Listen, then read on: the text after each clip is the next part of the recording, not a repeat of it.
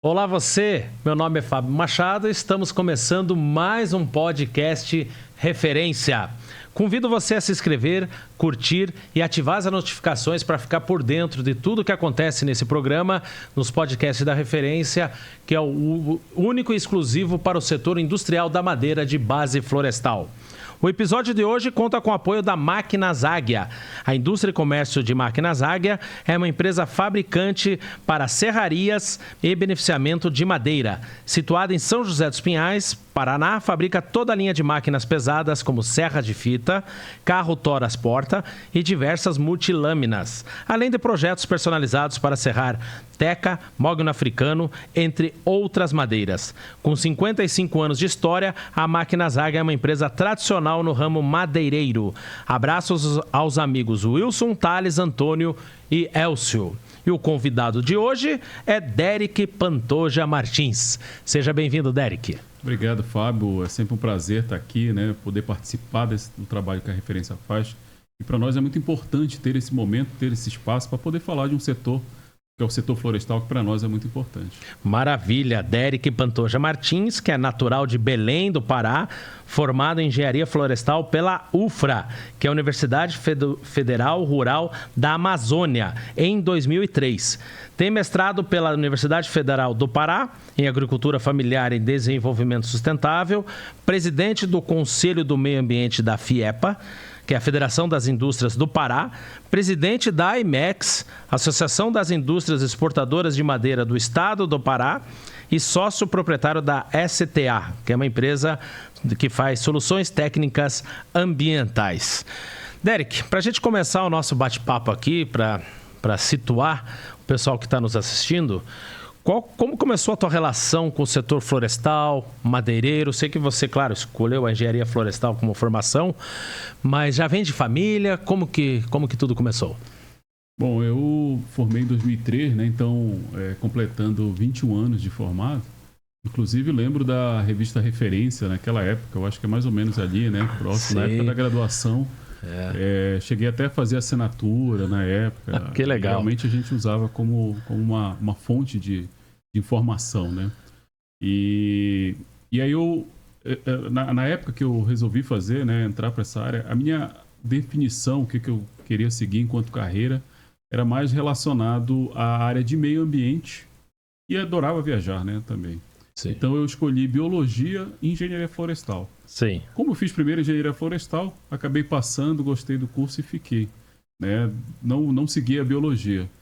E depois, com o tempo, mostrou que realmente a minha escolha era acertada, era o que eu queria fazer, né? Me identifiquei muito com a atividade, mas não tenho um histórico familiar. Na verdade, sou o único engenheiro florestal da família. Depois de alguns anos, o meu irmão também resolveu seguir. E desde o início trabalhei com projetos ali, principalmente ali na região de Paragominas, no início, né? Você tinha Paragominas crescendo muito naquele momento a atividade florestal. E com o tempo fui convidado a participar da Federação das Indústrias do Estado do Pará, que aí ampliou um pouquinho, né? Então a gente costuma dizer que a nossa atuação é floresta e meio ambiente. Hoje um pouquinho da agenda climática, carbono, não apenas floresta, mas tendo o DNA aí da formação e das primeiras experiências profissionais sempre ligado à floresta. Que legal. E então você foi o precursor aí da família na área florestal. E você lembrou a parte lá que você lia a Referência 2003, a gente realmente, né, tem uma penetração forte lá no estado do Pará, na região de Belém, ali onde tinha as indústrias madeireiras, onde tem. E também tinha, por causa da época, era a Feira de Belém. Você lembra da Feira de Belém? Né? A Feira da Madeira. Foi uma grande feira. Ela seguia um pouco a dinâmica do setor florestal, né? Então, naquele momento, nós tínhamos um setor que foi muito mais forte do que é hoje, né? Hoje nós estabilizamos aí, 2017 para cá, em torno de 200 milhões de dólares de exportação por ano. Naquela época a gente falava de 800 milhões de dólares. Rapaz, né? Então você tinha 3 vezes mais indústrias, 3 vezes mais serrarias. E nós tivemos a Feira da Madeira, que foi uma grande feira, que teve várias edições. Acho que ela acontecia a cada 2 anos. Ela já acontecia. E quando a revista surgiu, a primeira feira que a gente participou foi numa feira de Belém em 1999. Isso que eu sei que já existia em 97, eu acho que em 95 também. E a última, eu acredito que foi 2010 ou 2012 que teve. E a gente 99, participou de todas. A primeira foi o ano que eu comecei na graduação. Que legal, Então eu lembro da revista Referência, lembro da Feira da Madeira. Para nós, estudantes, eram 2 espaços bem interessantes, né? Para ouvir palestras, participar dos eventos. E a revista Referência que a gente usava para acompanhar o que estava acontecendo no setor. Né? E depois que você formou na UFRA, como que começou a tua carreira nessa área? Então, eu fui bolsista na época da universidade da Embrapa, por 2 anos, no PIBIC, né? Até tive a oportunidade de viajar para congressos de botânica. Cheguei a ganhar 2 vezes prêmio de primeiro lugar do PIBIC.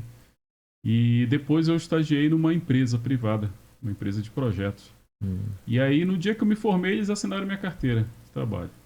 Então, só fui receber o diploma e já iniciei o trabalho lá nessa empresa, que atuava muito com instrutoria. Né? Então, naquela época, o grande desafio era disseminar manejo florestal. Né? Então, poucas empresas praticavam naquele momento. Então, era algo como nós temos hoje o Instituto Floresta Tropical, você deve conhecer. Sim.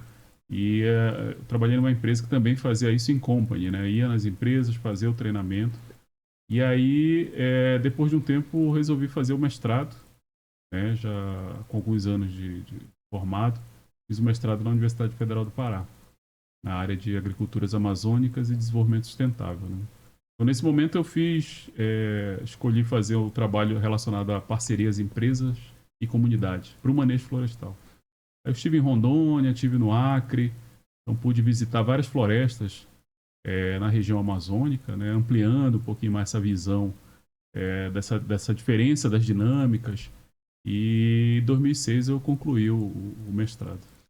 E quando que você fundou a sua empresa, a STA? A STA está completando 15 anos. Tá. Junto com um sócio, nós resolvemos criar, então... Ele era egresso do Instituto Floresta Tropical, que foi a grande instituição de formação na área de manejo. Eu estava saindo da empresa para iniciar o mestrado. A gente se encontrou por acaso, batendo papo, resolvemos criar a STA. Né? Então, esse ano completam 15 anos da empresa. Hoje nós temos sede própria, atuamos com vários projetos. Temos, nos últimos anos, nos dedicado bastante a projetos de carbono, por exemplo, com foco aí em RED, redução das emissões pelo desmatamento evitado, dentre outros. Deixa eu te perguntar, aqui no Sul, né, na parte de engenharia florestal, existe muita preocupação, eu vejo, dos novos profissionais que muita gente reclama que eles estão saindo da universidade com muito viés ambiental, de proteção à floresta do que de produção florestal. Como que está isso acontecendo lá no Pará? É muito também isso? Muito similar. Inclusive, há alguns anos, a gente iniciou um projeto junto com a Universidade Federal Rural da Amazônia de residência florestal. E muitas vezes é até injusto, né, que você tenha um recém-formado, caia no mercado de trabalho, sem conhecer de fato como funciona essa dinâmica. Então, a gente criou um projeto onde as empresas associadas da IMEX e da Confloresta, que é a Associação Brasileira das Concessionárias Florestais, puseram vagas que ia de 3 meses, 6 meses a 1 ano para recém-formados. Então foi aberto na época, eu lembro do primeiro edital, 10 vagas. E a ideia era que ele pudesse entender esse setor um pouco mais, como que funciona, para depois ele tomar uma decisão mais acertada, digamos, ou que tenha mais relacionado com o perfil de cada aluno. Né? Mas existe realmente hoje um viés cada vez mais, eu diria, preservacionista, né? Muito menos de produção florestal. Quero deixar minha gratidão a você, que você participou ano passado do nosso bate-papo no Prêmio Referência, e a gente discutiu bastante isso, né? Porque se você engessar a floresta, você acaba não protegendo a floresta, né? Você tem que utilizar a floresta para proteger. E essa visão lá no Pará tá melhorando? Porque eu me lembro muito que nos anos 2000 aí, até 2010, era muita lei travando a produção florestal. Ainda existem obstáculos para a gente conseguir demonstrar mais, né, a importância dessa atividade. Hoje a gente sabe que a melhor forma de uso da floresta é quando você consegue dar valor, atribuir valor a essa floresta, mantendo ela. Então, o manejo florestal ele é uma das opções, né? Eu não diria que é a única, mas é uma das opções que nós temos possíveis de uma estratégia de conservação de floresta. Então, você mantém a floresta, você mantém a biodiversidade. Hoje a gente sabe que cerca de 80% até 100% da fauna que está no local com o manejo florestal, ela retorna a essa área. Como a gente trabalha com ciclo de corte, né? Então você vai rotacionando dentro de uma floresta, essa fauna, ela por vezes se afasta um pouco e retorna. Ou seja, você consegue conciliar essa conservação da fauna. Hoje a gente sabe que o carbono, por exemplo, quando você usa madeira, quando você produz essa madeira, porque muitas vezes a gente esquece que a madeira, né, ela vem de um ser vivo, ele vai crescer, vai reproduzir e vai morrer. Então o manejo florestal ele reproduz um pouco do que é esse ciclo natural da floresta. Ou seja, você vai tirando algumas árvores maduras para que outras possam crescer. Então, quando os estudos têm demonstrado que áreas de manejo florestal elas conseguem ter um estoque de carbono maior do que florestas intocadas. E a floresta, com o tempo, ela entra em equilíbrio, né? Se você não mexe nela, a floresta natural, ela entra em equilíbrio. Então, o balanço ali do que emite de carbono e do que absorve é muito parecido. Ela vai entrando nesse equilíbrio. Quando você faz o manejo florestal, você abre as clareiras. Esse sol que entra, ele pega ali no banco de plântulas, de semente e permite o crescimento de novos indivíduos.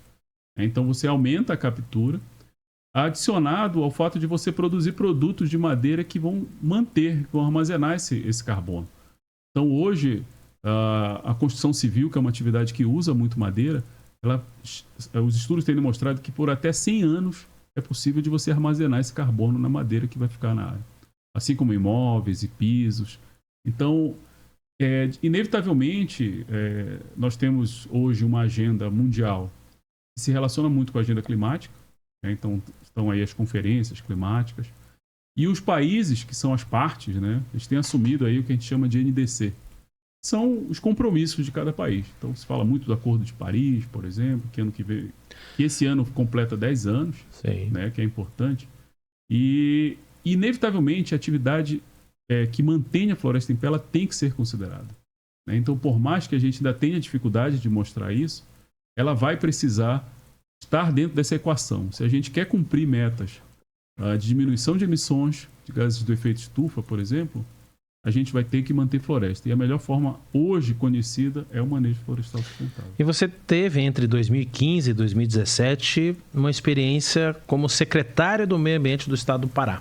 Como foi? De Belém. De Belém. Do Estado do Pará. De Belém. Não, desculpa. Isso. Então, foi de Belém. Capital, da cidade. Da cidade de Belém. Como que funcionou isso? É um desafio gigantesco, né? Não é fácil.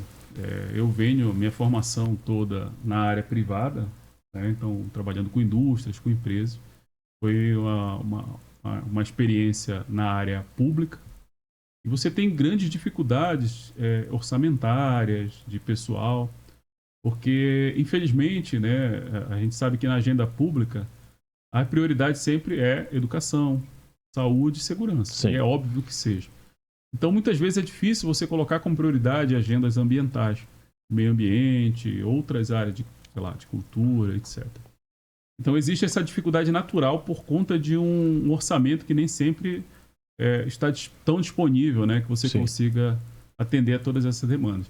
Mas eu diria que foi uma experiência também muito enriquecedora, né, no sentido de você entender como funciona essa dinâmica do serviço público. E uma outra grande diferença, Fábio, a gente que trabalha com empresa, chega no final do dia, você fecha a porta da empresa, você vai para casa, né?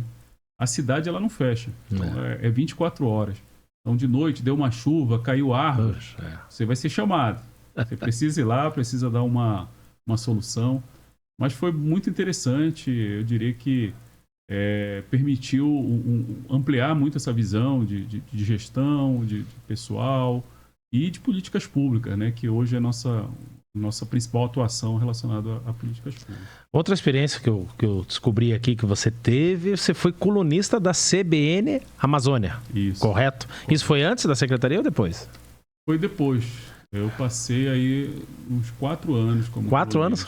Mas colunista na escrita ou em rádio? Na rádio. Ah, é? Como foi essa experiência? Então você praticou um pouquinho o que a gente faz aqui. É bem interessante. No começo eu pensei que dava pouco trabalho, né? Hoje eu entendo que dá um trabalheira. E aí disseram, Derek, você não quer ser colunista? Uma vez por semana, 20 minutinhos. Eu falei, então tranquilo, né? Não dá trabalho nada. Mas você tem que parar, você tem que pensar no tema, você tem que montar, né, um roteiro para você poder desenvolver. Mas foi muito interessante, eu gosto muito da área de comunicação, acho que é um trabalho que eu admiro muito. Eu acho que bons discursos, boas falas podem ajudar a estimular outras pessoas, né, ajuda a movimentar e criar, e realmente criar estímulo, né, para que outras pessoas possam... E essa coluna, na sua coluna, você falava mais da indústria, mais do lado ambiental da Amazônia? O que você trabalhava lá? Era uma coluna que chamava Meio Ambiente e Sustentabilidade. Então a gente pegava mais os factuais, né? O que está acontecendo naquela semana. Então a gente falava de conferência climática, falava de arborização e paisagismo, falava do setor florestal... Mas tinha muito relacionado aí eu diria, as demandas de forma geral da sociedade. Né? Qual que é a tua visão? Né? Já vou entrar na outra pergunta, mas eu gostaria da tua visão da concessão florestal, desses trabalhos de concessão florestal que acontece no Pará. A concessão florestal é uma ferramenta criada na Lei de Gestão de Florestas Públicas. Trouxe uma oportunidade sensacional para o setor florestal, porque nós tínhamos grandes áreas de floresta pública. Ainda temos grandes áreas, são muitos milhões de hectares, e a gente sabe do desafio de você monitorar essas unidades de conservação. Então, a Lei de Gestão de Florestas Públicas, ela permitiu a concessão florestal. Assim como nós temos concessão de rodovias, concessão de aeroportos, criou-se o instrumento da concessão florestal. Ela não te dá a propriedade daquela área, mas ela te dá o direito de manejá-la. Então, é uma espécie de uma parceria público-privada. O Estado e a União têm grandes áreas e muitas vezes não consegue fazer o monitoramento, a gestão adequada dessas áreas. Então criou-se a concessão florestal. Você abre uma licitação, empresas concorrem e a empresa vencedora tem o direito de até 30 anos praticar o manejo florestal nessas áreas. Ou seja, a gente criou aí uma ferramenta para promover o manejo florestal ao mesmo tempo que você ajuda a proteger essas áreas. Porque hoje a gente sabe, Fábio, então, inclusive no ano passado a gente falou disso, né, no Prêmio Referência da Floresta 4.0, que o monitoramento dessas áreas, ele depende aí de vários recursos, né? Então, hoje a gente consegue comprovar que onde tem concessão florestal, ela funciona como um bloqueio ao avanço do desmatamento ilegal. Então, nas áreas que tem manejo, você tem floresta e se mantém a floresta lá. E muitas vezes no entorno você vê os desmatamentos acontecendo, a dinâmica do desmatamento legal. E é uma anomalia que a gente precisa continuar combatendo na Amazônia. Né? A gente sabe dos problemas, não gera dividendos para a sociedade, a gente precisa combater. Então a concessão florestal ela funciona hoje muito como uma ótima forma, uma ótima estratégia de conservação de floresta. Quantas concessões florestais hoje o estado do Paraná ou do Pará tem? No Pará tem em torno de 15 concessões, entre concessões estaduais e federais. Isso está em torno de 1,4 milhão de hectares, só no Pará. Então nós temos hoje, o principal estado que tem concessões florestais é o estado do Pará, Sim. Mas nós temos em Rondônia, e nós temos no Amazonas algumas concessões em processo. E também começou no sul e sudeste do país, mais voltado para a restauração, para plantação de florestas. Então, a estimativa é que a gente amplie essas áreas nos próximos anos. O próprio governo já publicou metas aí de chegar a 5 milhões de hectares de floresta. E a gente sabe que se a gente tiver 15, 18 milhões de hectares de floresta, a gente consegue ter realmente um grande ganho na economia florestal do Brasil. Sim. Assim como você tem em outros países, como no Canadá, na Finlândia, se a gente tivesse 18 milhões de hectares de floresta, isso faria uma total diferença no PIB, na geração de empregos, na geração de renda e na produção de madeira rastreável, legal e sustentável. A geração de emprego, né? Eu já ouvi várias palestras naquele evento Madeira Sustentável, né? Que vocês também sempre estão participando, Derek. Que lá quanto? Eu acho que agora eu vou fugir o número, mas são muitos brasileiros, acho que 20 milhões de brasileiros que dependem da região lá, que depende do trabalho. 20 milhões, né? Então o número eu acertei. 20 milhões de brasileiros que dependem do manejo da floresta para fazer a sua renda. A gente tem aí a Amazônia hoje, né? Ela representa mais de 50% do Brasil, né? Então você tem uma grande área. Mais de 50%. As pessoas não conseguem imaginar isso, né? É uma área gigantesca, né? E assim, os estados do norte, né, da Amazônia, que compõem a Amazônia, estados brasileiros, ainda tem grandes áreas de cobertura florestal. Então o estado do Pará hoje tem 76% de cobertura florestal. Ou seja, a gente precisa ter atividades que valorizem a floresta e que ao mesmo tempo gerem renda, gerem emprego, gerem oportunidade para essas pessoas. E segura a floresta e proteja a floresta. Mantenha a floresta, né, em pé. Que é o grande desafio. Você foi engenheiro florestal do primeiro projeto de concessão florestal do Pará, em Saracá, Taquera? É isso mesmo? No norte do Pará? Essa é uma região que ela fica ali que a gente chama Calha Norte, quase na divisa do estado do Pará com o Amazonas. Foi a primeira concessão florestal federal que teve no Pará, em 2009. Eu fui engenheiro florestal, fiz o plano de manejo lá da área, fiz o plano operacional anual e acompanhei a equipe, né, a estruturação da empresa, e por 5 anos eu fiquei como engenheiro florestal. Saí de lá para ir para a Secretaria de Meio Ambiente. Foi antes da experiência. Foi quando me convidaram para ir. Ali você já começou a ter o teu primeira experiência com a concessão. E você elaborou também o primeiro plano safra florestal do Pará.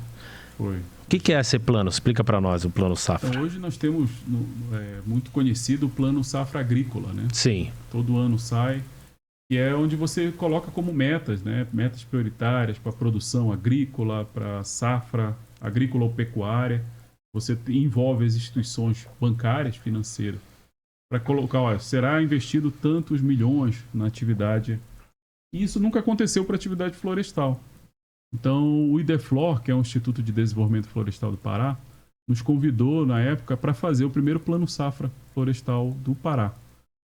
Então, da mesma forma como é feito para o agrícola, nós fizemos o levantamento junto às instituições, foi estipulado metas, quanto que a gente precisa, né, produzir de madeira para atender a demanda, por exemplo. Sim. Então, eu sei que alguns estados têm, muitas vezes, dificuldades, inclusive, de atender essa demanda.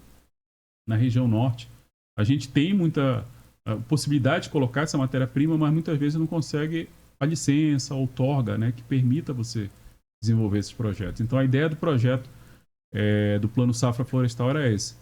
Infelizmente, não se deu continuidade, né? O governo do estado acabou fazendo esse único projeto e não houve continuidade após ele. Beleza.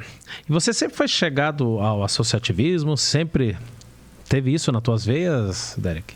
A gente, com o tempo, você vai entendendo a importância, né, dessa cooperação, de estar junto, né? Então, acabou que segui muito essa área, né, ligada a políticas públicas e ligada a associações, a confederações. Então, acabou fazendo parte aí da minha trajetória. E antes de chegar na IMEC, você teve outras experiências de sindicatos? Ou... Na Federação das Indústrias do Pará. Sim. Eu primeiro primeiro você foi lá, então você começou na Federação, na FIEPA. Comecei na FIEPA, né? Quando terminei o mestrado, fui convidado a participar da Federação. Então, iniciei um trabalho no Conselho de Meio Ambiente, lá da Federação das Indústrias do Pará. E lá que eu acabei conhecendo mais o setor florestal madeireiro, né, da parte de associação, e também outros setores, né, da fruticultura, da carne, etc. E aí, com o tempo, acabei recebendo o convite para ser diretor técnico da IMEX. Primeiro fui diretor técnico lá, e aí, na última gestão, iniciei como presidente. Você, na FIEPA, você foi antes ou depois do saudoso Danilo Remor? Depois. Mas ouvi muitas histórias dele. Chegou a conhecê-lo? Não conheci. Eu conheci porque ele era um entusiasta dessa feira de Belém, que acontecia bastante lá. Ele era o responsável bastante de levar as indústrias, máquinas, equipamentos. Não conheci, mas conheci o trabalho que ele fez, o legado que ele deixou. Né? Então, muito se referem a ele de todo esse esforço, né? do setor florestal, da estruturação do setor, da própria IMEX e dos sindicatos madeireiros. E na IMEX você entrou pós o Roberto Pupo? Eu entrei pós o Roberto Pupo. Roberto Pupo. Tivemos um infortúnio. Ele faleceu na época do Covid, né? Covid, foi. E foi também um grande presidente e incentivador também da ida da feira de Belém lá. Sim. Beleza, então vamos encerrar esse primeiro bloco com Derek Pantoja Martins. A gente soube um pouquinho aqui da história, da vida do Derek. Agora no segundo bloco a gente vai falar, vou explorar bastante você. Esse trabalho e os desafios que você tem na IMEX, né? Que é a Associação das Indústrias Exportadoras de Madeira do Estado do Pará. Quantos associados hoje? Na IMEX? 37. 37 associados, então tá bom. Daqui a pouco a gente volta, lembrando sempre que esse programa tem o apoio de Máquinas Águia. A Indústria e Comércio de Máquinas Águia é uma empresa fabricante de máquinas para serraria e beneficiamento de madeira.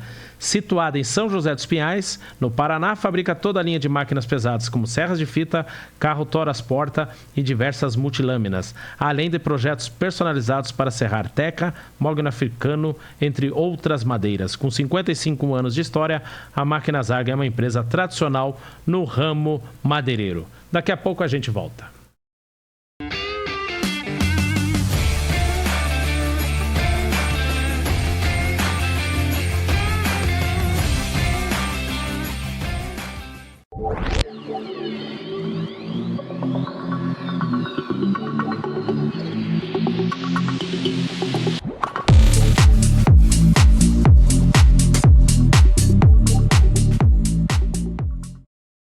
Olá, voltando aqui ao bate-papo com Derek Pantoja Martins, atual presidente da IMEX.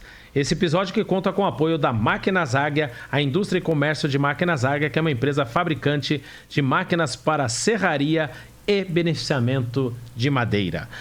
Voltando aqui, Derek, vamos falar agora bem da tua atual função de associativismo, que é a IMEX, que é a Associação das Indústrias Exportadoras de Madeira do Estado do Pará. São 37 associados, né? Isso mesmo. Mas na tua gestão, no ano passado, foi um ano de ampliação desses associados, em mais de 50%, indo de 24 para 37. Por que esse crescimento? O que deu? E como continuar crescendo? Esse foi um trabalho que iniciou, né, com o ex-presidente Eduardo Leão. Grande Eduardo, eu conheci Eduardo, deixa um abraço para ele, né? Gente boa. Nós tivemos o Leandro que assumiu depois dele e em seguida eu continuei. Então esse é um trabalho que não inicia. O Leandro era da Lamapa? Né? Sim. O Leandro da Lamapa. Continua, na associação é vice-presidente. O atual tem uma grande participação, alguém que contribuiu bastante. Deixar um abraço também, recentemente nós tivemos um podcast aqui com o Romualdo, que é sócio dele aqui da Laminorte, né? E é isso mesmo. E aí houve esse aumento, uma procura maior das empresas, né, para se associar à IMEX. A IMEX ela é a associação mais antiga do estado do Pará. É uma associação que tem uma história, que fez um trabalho desde a época do Mogno, desde a época lá atrás, né, quando iniciou essa atividade. Então ela tem uma importância grande e conquistou um espaço. Então tem um peso também, esse cargo que eu assumo, que estou assumindo nesse momento, né? Estou nessa gestão. Essa sua gestão vai até quando? Vai até o final desse ano. De 25. De 25. Certo.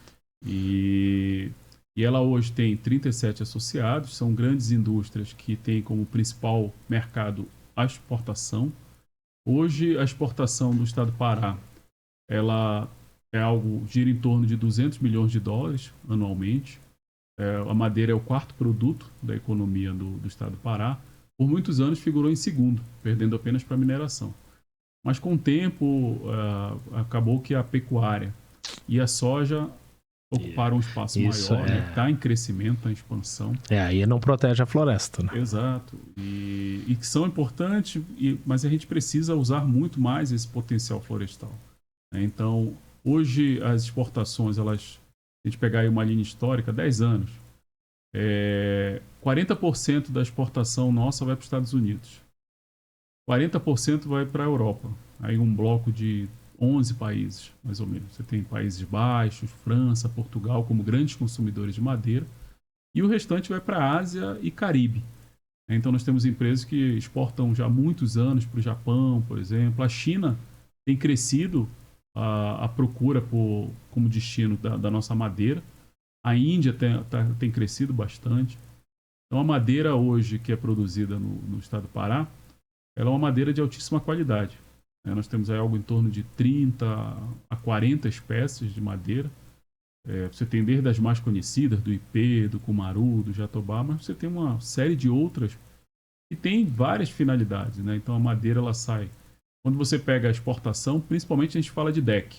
É isso que eu ia falar. Qual que é o maior produto exportado? É o deck? É o deck. Deck, seguido do piso. O assoalho. Aí depois você tem outras madeiras para outros tipos de estrutura. E você tem desde madeira que vai para instrumento musical, por exemplo. Sim. Né? Você tem madeira que vai para ponte. Nós temos muita madeira que vai para dormente de ferrovia. Europa, Estados Unidos. Aí você tem no metrô de Nova York, tem madeira do estado do Pará. Você tem madeira que sai para produção para os parreirais na França, para produção de vinho, por exemplo. Sai muita madeira já com aquela estaca para colocar os parreirais. Tem madeira que sai para cerca de criação de animais, por exemplo, de cavalos, entre outros. Então, madeira, hoje nós temos madeira que sai para... São exportados casas pré-moldadas. Isso me chamou a atenção quando no Prêmio Referência do ano passado você comentou isso. Casas de madeira, como que é? Vai montada a casa? Que tipo de casa? O estilo? Gostaria de saber mais a respeito. Tem sido muito vendido ali para a região do Caribe, né? Martinica, República Dominicana. Então você são países que têm muito esse aspecto tropical, né, de praias, então usam muitas casas de madeira. Então são casas inteiras, completas, que saem com toda a estrutura de telhado, varanda, todos os dormitórios, toda a estrutura da casa. Lá eles fazem uma base para poder receber, né, geralmente essa base de cimento. Sim. E aí a casa ela sai toda montada, as paredes, né, e numeradas. Chegando lá, você só faz montar como um Lego. Um Lego, e está pronta a casa. O sistema de frame que está crescendo aqui no sul através da madeira do Pinus, né? Mas isso já também é um outro sistema construtivo. Madeira nativa, madeira com intensidade diferente. Isso só para o mercado externo. Só para o mercado interno não... Então a gente ainda tem, né, na nossa cultura um pouco mais de resistência ao uso da madeira, da casa de madeira. Ela é muitas vezes na região amazônica, isso. Sim. Associado a baixo padrão. Baixo padrão, famílias de vulnerabilidade, etc. E por isso a gente tem um projeto que está acontecendo com a Universidade Federal do Pará, do que nós chamamos de casa híbrida. São casas com estruturas de concreto e toda a divisória de madeira. Então é um projeto que visa exatamente quebrar esse paradigma, que a gente consiga usar cada vez mais madeira também nesse mercado interno para a construção de casas. Né? Isso ajudaria muito. Acho que deve ter um índice muito alto também lá, como no Brasil inteiro, de déficit habitacional, né? Exato. Habitacional. Opa, o meu português aqui falhou um pouquinho. E como você chegou à presidência, Derek? Conta para nós aí. Claro, você foi convidado, você falou, como diretor técnico. Isso. Pelo Eduardo Leão. Tá. Eu tenho uma relação com a IMEX desde a época de estudante, assim como eu comentava da referência, Sim. né? Então a IMEX ela sempre produziu muita informação, muitos relatórios, a gente acompanhava. E como eu trabalhei na Federação das Indústrias antes da IMEX, a gente compartilhava muitos eventos, muitas reuniões comuns. Então, participei em vários momentos e fui convidado pela IMEX algumas vezes para fazer consultorias pontuais de estudos. Cheguei a fazer alguns estudos para a IMEX. Quando o Eduardo Leão assumiu como presidente da IMEX, ele me convidou para ser o diretor técnico. Certo. Então, eu entrei na IMEX, fiquei na gestão do Eduardo Leão como diretor técnico e após a do Leandro. E aí, então, foi que eles me convidaram para assumir como presidente executivo, né? Porque eu não sou industrial da madeira. Sim. Então, hoje eu sou presidente executivo. Então, a gente conduz muito o dia a dia da IMEX, a pauta política, a pauta institucional, representação, defesa dos interesses. E, junto comigo, tem uma equipe, né, que trabalha junto, de engenheiros florestais, de advogados, para a gente conseguir cumprir essa... E quais são os desafios para esse ano de 2025? Ou as metas também? Então, os desafios, né? A gente pode dizer que um dos grandes desafios ainda é esse trabalho de mudança da imagem que se tem do setor florestal madeireiro de nativas. Ainda há essa dificuldade. A gente tem desafios aí de ampliar o fornecimento de matéria-prima, seja através das concessões florestais, seja através dos projetos privados, né, dos projetos particulares. Nós temos aí hoje, tem ao longo dos últimos anos mudado um pouco o perfil dos próprios associados da IMEX. Então nós temos hoje não apenas exportadores, mas nós temos importadores que compõem a IMEX, ou seja, empresas que compram madeira do Brasil hoje estão associadas à IMEX, grandes grupos da Europa, Estados Unidos. E nós temos também empresas reflorestadoras. Óbvio que quando a gente fala de Pará, de Amazônia, é muito pequeno, né, comparado a Minas Gerais, ao Sudeste, de uma forma geral. Mas tem crescido. Então nós temos aí também espaço para as empresas reflorestadoras. Então a gente tem aí esse mix de empresas associadas, e os desafios eles continuam sendo a diminuição da burocracia, né? A gente precisa diminuir o custo de transação. Hoje a madeira dentro da economia rural ela é o produto mais controlado. Nenhum outro produto Sim. é tão controlado quanto a madeira. Mas ainda assim, a gente ainda tem muitas dificuldades com o governo para liberação de licenças, para liberação de autorizações. Então, a gente precisa melhorar. Eu diria que a comunicação com o poder público ela já melhorou bastante nos últimos anos. A gente tem hoje espaços que nós não tínhamos enquanto instituição. Então, a gente compõe vários fóruns, vários conselhos, mas a gente ainda precisa melhorar o nível de confiança, né, dos atores que fazem parte desse setor para conseguir ter cada vez mais celeridade nos processos. Se você tem confiança, você consegue ter mais celeridade e algo que a gente pede muito, né? Nós queremos ter transparência cada vez mais, mas a gente precisa ter a contrapartida do governo de dar celeridade para as autorizações. Quanto evoluiu aí a indústria da madeira lá no estado do Paraná, do Pará, de novo Paraná, estou aqui no estado do Pará, o programa Cisflor, o 2.0, sei que vocês e o estado do Mato Grosso trabalham com esse programa e eu queria saber um pouco mais da tua visão, quanto isso está ajudando, ajudou e que vai ajudar.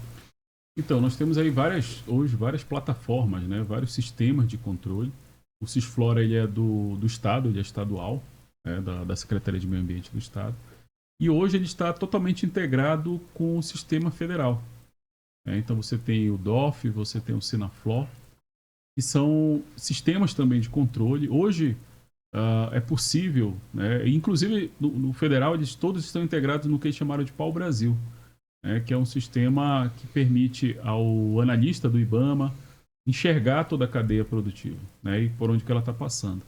Então, o Cisflor ele teve avanços significativos para esse controle da rastreabilidade.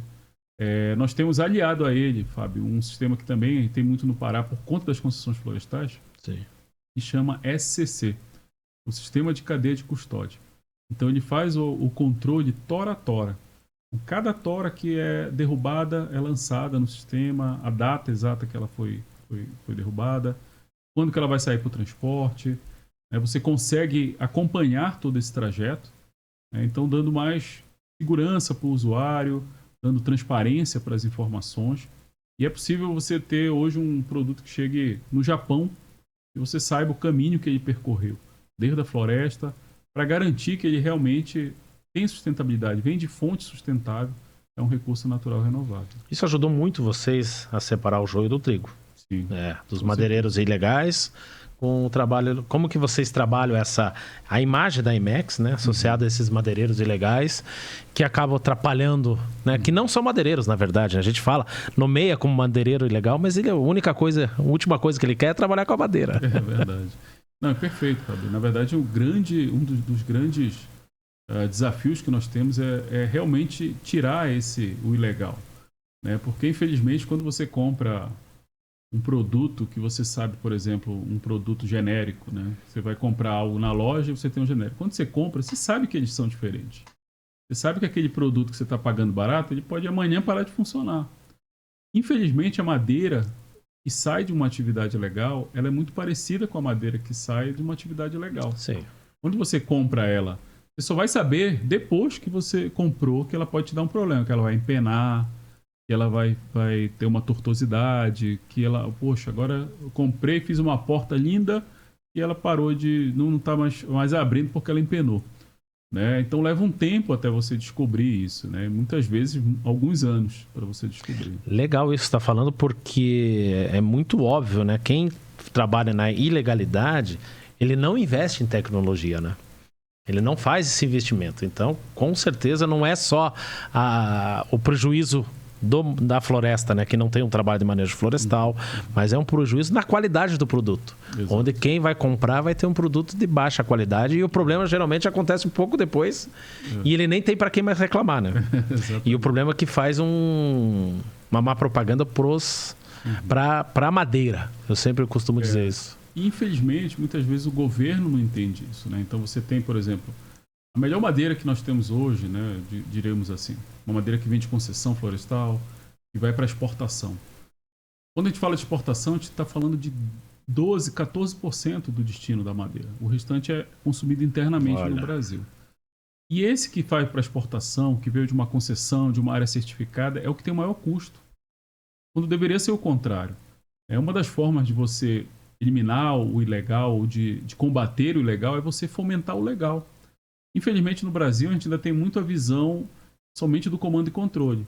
Né? Então, você vai atrás, você aumenta a repressão, você aumenta a burocracia, mas a gente deveria criar um pacote de benefícios para essa empresa que está trabalhando legal, empresa que tem 30 anos, 40 anos, 50 anos, né? Que isso também é uma característica do setor florestal, é muito familiar.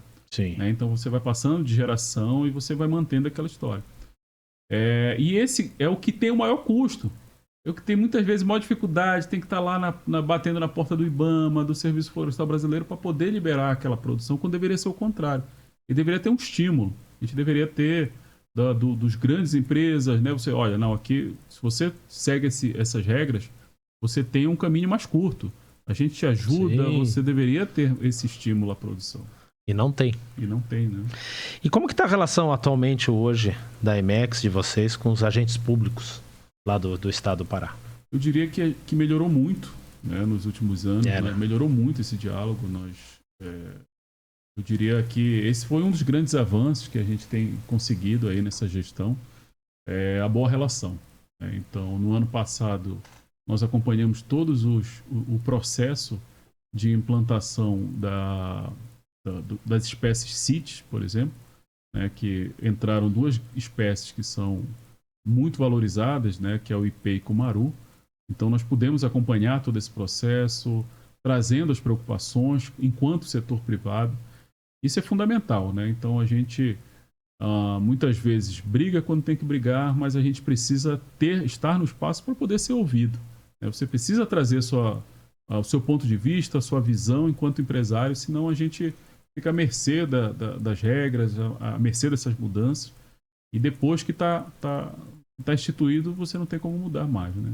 E como o nosso setor ainda depende dessa relação com os agentes públicos. Exato. Por exemplo, ano passado teve a greve do IBAMA.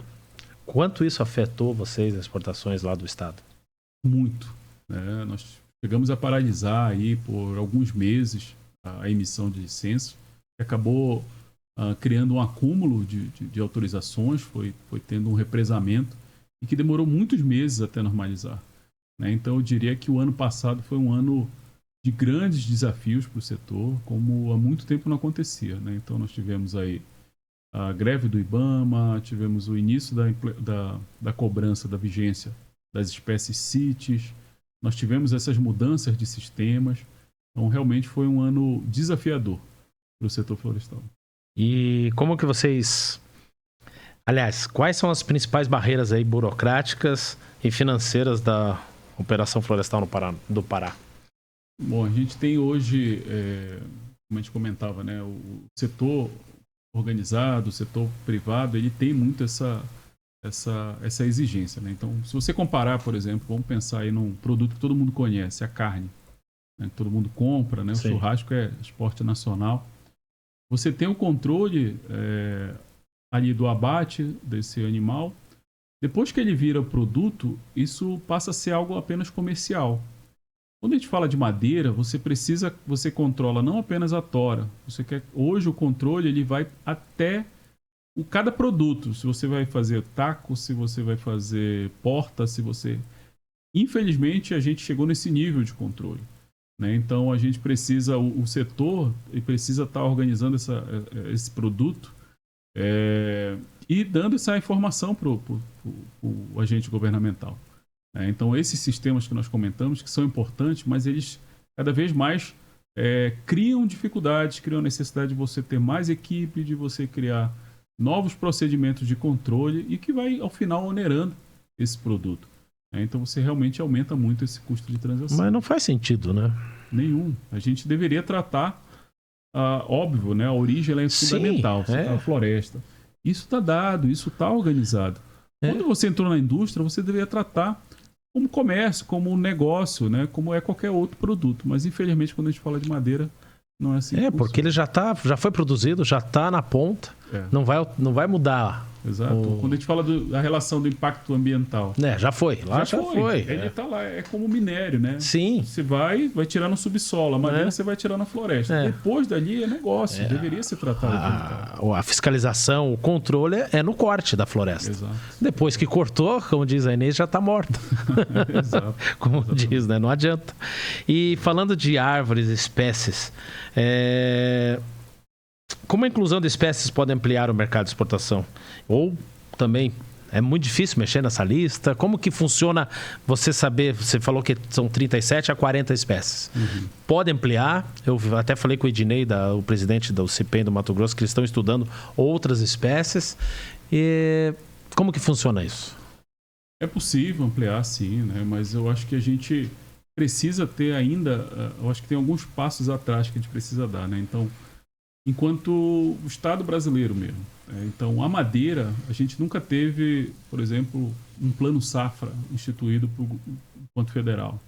A gente precisa ter clareza que é um produto importante, que é um produto a ser apoiado. Então, acho que a gente precisa ultrapassar essa barreira, melhorar essa relação de confiança. Porque o mercado ele pode ser desenvolvido. Inclusive, por várias vezes, nós fizemos essa proposta para o governo federal, de promover o produto madeira. Mas a gente ainda está muito no controle, está nessa preocupação, na repressão. A gente não consegue pensar em desenvolvimento de novos produtos e de inclusão de novas espécies, quando a gente ainda tem problemas estruturais aqui para serem resolvidos. E falando da conversa de vocês com o governo, como é que a IMEX tem participado dessas discussões públicas que envolvem o setor florestal? Bom, a gente participa como... representantes em alguns fóruns instituídos, né? Eu sou membro, por exemplo, da CGFLOP, que é a Comissão de Gestão de Florestas Públicas. Certo. Que aí, no caso, via a Confederação Nacional da Indústria, que é a CNI, que é uma grande parceira nossa, também tem uma equipe lá da Gerência de Meio Ambiente que atua diretamente com o setor madeireiro, o setor florestal madeireiro, e nos apoia em várias demandas, né? A gente tem várias demandas conjuntas. Inclusive, já desenvolvemos alguns estudos patrocinados pela CNI. E aí, então, a gente faz muito defesa dos interesses, representação da indústria. E essa é uma agenda permanente que a gente tem, né? Porque é difícil para o empresário, né? Ele precisa vender, ele precisa ter relação com o fornecedor, com o consumidor dele. Então, a IMEX assume esse papel da relação governamental, né? Para que o empresário possa se preocupar com o que é dele, né? Com o que deve ser a preocupação dele. Precisa pagar a folha de pagamento, precisa produzir, precisa garantir o funcionamento da sua indústria, do seu negócio. Então a gente acaba assumindo esse papel da relação governamental. E praticamente toda semana nós estamos com o IBAMA, com a Secretaria de Meio Ambiente, com o Serviço Florestal Brasileiro, com a Secretaria da Fazenda, para poder criar essa agenda positiva e resolvendo os obstáculos. Como você falou, poderíamos estar pensando na ampliação do trabalho, na ampliação da indústria, em tecnologia, como melhorar o produto, como melhorar o marketing desse produto junto ao consumidor final, mas tem muita coisa aqui atrás que o governo acaba atrapalhando o nosso segmento. E falando deste ano de 2025, novembro tem um evento que vai mexer com a cidade, com a capital paraense, que é a COP 2025, que é a 30ª Conferência das Partes da Convenção Quadro das Nações Unidas sobre Mudança do Clima. Você participou em 2023, foi? Foi em Dubai? Em Dubai. Exato. Estive na edição de Dubai, a 28. No ano passado foi no Azerbaijão. Você foi também? Não estive. Azerbaijão não?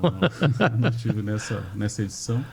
E já se preparando para a 30, né? Que ocorre esse ano. Então, vai ser um momento importante porque ela completa 10 anos do Acordo de Paris. Certo. Então, serão definidas as novas ambições das partes. Isso, muitas vezes, parece distante, mas, na verdade, é algo que mexe com o dia a dia de todo mundo, né? Das indústrias. Nós tivemos, no ano passado, também a aprovação do mercado regulado de carbono, que cria metas, né? Vai criar metas específicas para as indústrias. Então, você vai poder comercializar o excedente, mas, ao mesmo tempo, você vai ter que cumprir, né, aquelas metas estipuladas para cada setor. Então, acho que vai ser um momento muito importante, porque vai ser a primeira conferência climática no Brasil, a primeira na região amazônica, e que bom que escolheram Belém. Eu acho que é um bom espaço, né, para se discutir a Amazônia, podendo conhecer um pouco dessa realidade. Então você tem aí o mundo inteiro cada vez mais voltando os olhos para essa conferência climática. Ela ganhou um status para muito além do que é uma conferência, né? Tanto que você tem outras conferências que nem sempre se fala tanto, né? A Conferência da Biodiversidade, por exemplo. Mas a conferência climática ela ganhou um outro status. Então as pessoas vão para fazer turismo, vão para mostrar o que está sendo feito, vão para serem vistas, né? Ela virou uma grande vitrine. Então a gente imagina que Belém será um espaço muito propício para a gente falar dos assuntos que para nós são muito caros, como manejo florestal, rastreabilidade, falar de recursos naturais renováveis. Então será uma oportunidade bem interessante para que o setor consiga mostrar muito do que a gente está falando aqui, né? De manejo florestal, que hoje a madeira ela tem origem sustentável. Então acho que será um espaço bem... E como está a agenda da IMEX para esse período?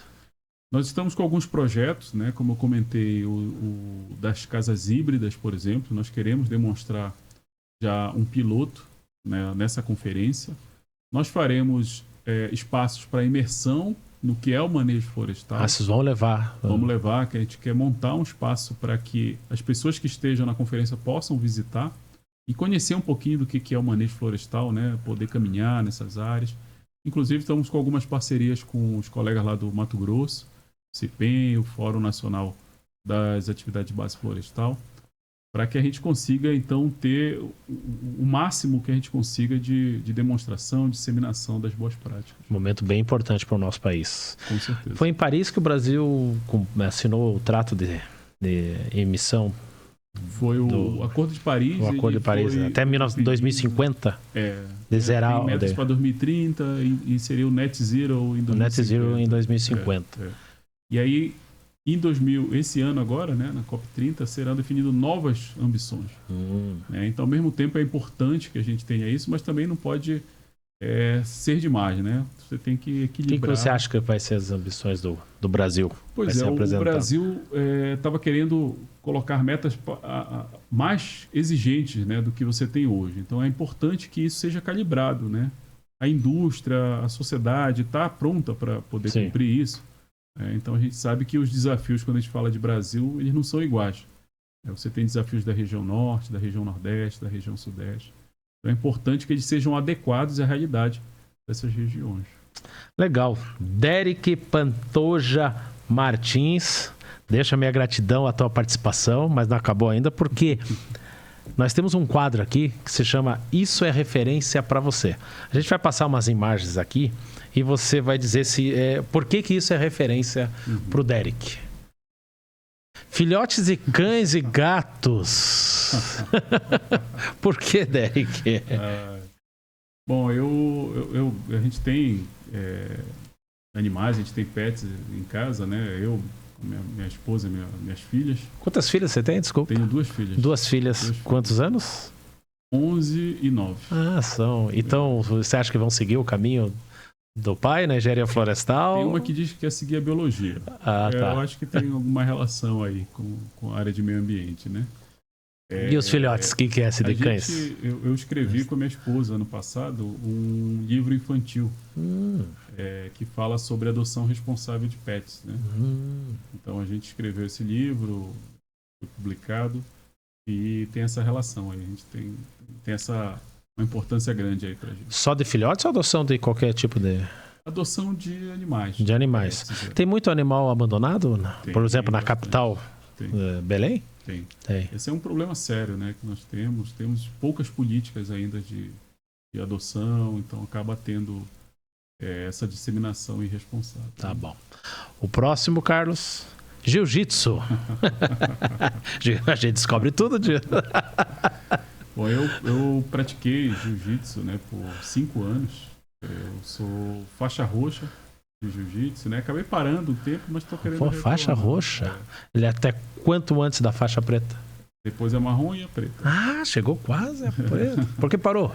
Eu parei, né, por conta de compromissos profissionais na época, né? Os colegas que faziam comigo hoje são tudo faixa preta, né? Mas cheguei a participar de alguns campeonatos e pretendo retornar.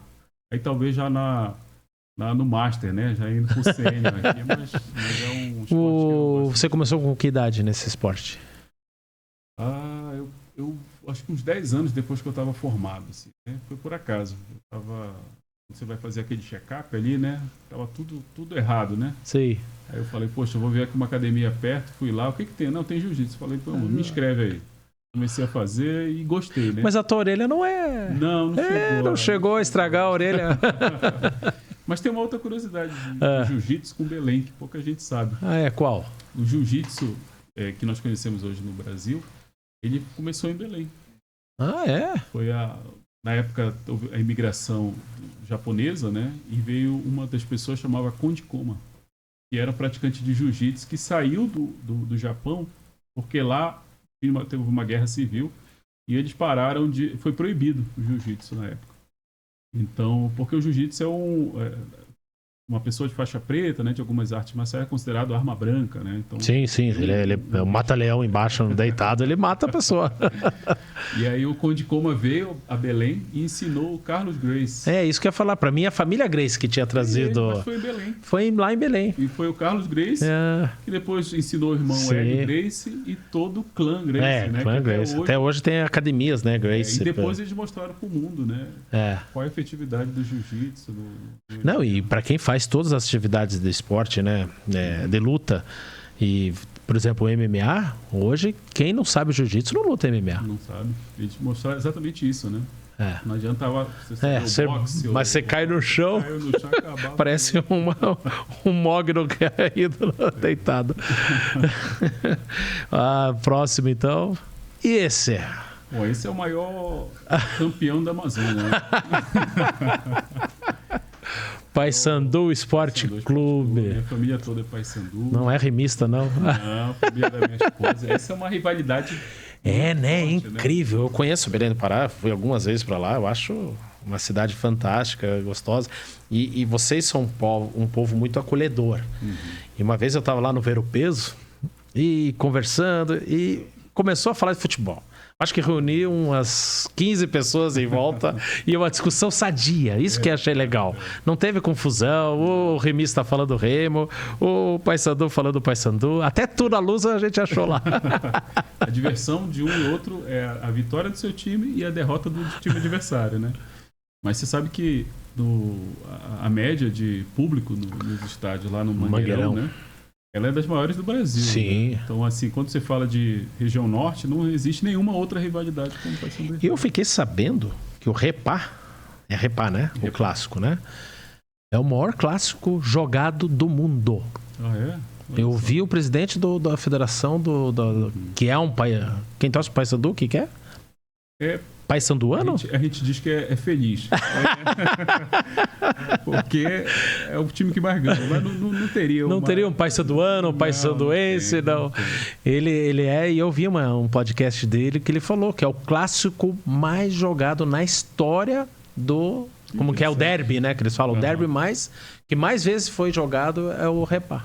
Facilmente Porque lá também no Campeonato Paraense joga 5, 10 vezes já.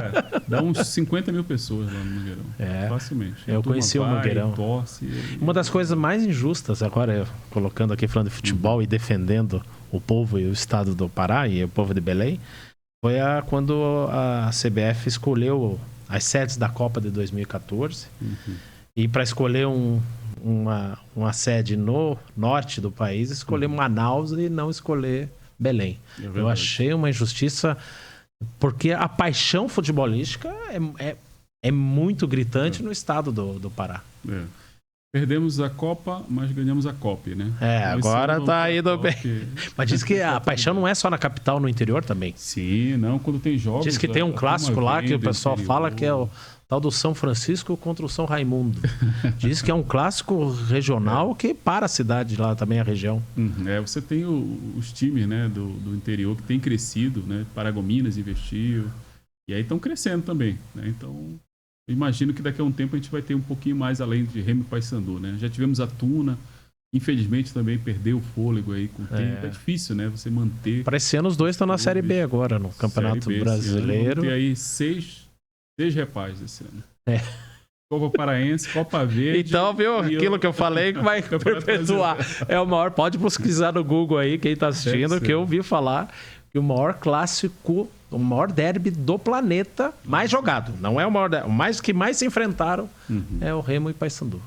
Bacana. Derek Pantoja Martins.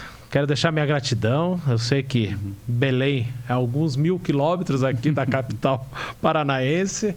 Acho que dá o quê? 3.000 e... Uns 3.000. 3.000, né? E o que mesmo me impressiona quando eu vou para Belém de avião, quando você sai de Brasília, é umas 3 horas, né? Brasília-Belém. E quando você passa o norte do Mato Grosso, até Belém é só floresta, né? Quando você chega no estado. Eu acho que o avião a 800 km por hora ali, a gente passa 1 hora, 1 hora e meia olhando para baixo, só floresta. Né? É incrível como aquela região é rica. Consegue ver uns ipês, né? Aquelas flores amarelas. Exatamente, é grande. Né? Então agradeço aí a tua presença e deixo aí a tua palavra final por esse nosso bate-papo. Obrigado, Fábio. Obrigado pelo convite mais uma vez, né? Pela oportunidade. Como eu comentei, né? A gente viu que em vários momentos as histórias se cruzam, né? Eu lembro da referência, falamos da Feira da Madeira, né? Isso tudo foi construindo o que a gente é hoje, né? Que a gente tem hoje aí como formação e dos desafios profissionais, né? Então, obrigado pela oportunidade. Parabéns mais uma vez pela referência. Eu acho que o nome é ótimo realmente porque é uma referência, né, para o setor florestal. E pela oportunidade da gente poder falar um pouco do trabalho que a gente faz, né, desse setor que a gente sabe que são muitos desafios, mas a convicção de que é uma atividade importante é muito maior, né? Então hoje a gente sabe que a madeira bem manejada, as boas práticas, elas trazem muito mais benefícios para a sociedade do que qualquer outra atividade. Então, essa é a nossa bandeira, né? É manejo florestal sustentável, é indústria florestal séria. E aqui é um espaço que a gente consegue trazer isso, né? Então, muito obrigado também a você e toda a equipe do Referência. Gratidão, Derek Pantoja Martins. E o episódio de hoje que contou aí, deixa minha gratidão também, a Máquinas Águia, que desde 1969 é uma empresa fabricante de máquinas para serraria e beneficiamento de madeira. Situada em São José dos Pinhais, fabrica toda a linha de máquinas pesadas como serras de fita, carrotoras porta e diversas multilâminas, além de projetos personalizados para serrar teca, mogno africano, entre outras madeiras. Com 55 anos de história e tradição, a Máquinas Águia é uma empresa tradicional no ramo madeireiro.